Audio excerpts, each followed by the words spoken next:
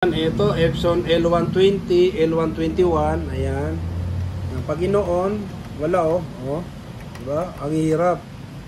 Ayan, kaya yung iba, tinatry, pinapalitan ng power supply, minsan naman board daw, minsan flash.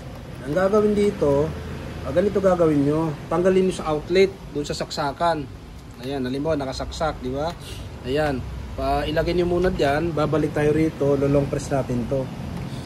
Mga 10 seconds lang. 2, 3, 4, 5, 6, 7, 8, 9, 10. Ayan. Pagka bitawan nyo na, saksak nyo ulit. Ayan, halimbawa, saksak natin. Ayan, saksak. Tapos on natin. Ayan. Ayan, di ba? Ayun, nag-on na. Kaya ganun lang siya. Pagka yung mga hindi nag-on, mahirap i-on. Ayan. Ang nangyari kasi yun, baka pinatay niyo yung printer nyo na halimbawa naka-on pa, pinatay niyo na yung ilaw ng pwesto nyo or printer nyo, tinanggal niyo agad sa saksakan, kaya nangyari hindi siya napatay ng maayos, kaya pag bubuhayin nyo ulit mahirap na iyon. Pero yun lang yung solusyon, paano naman ibalik sa normal.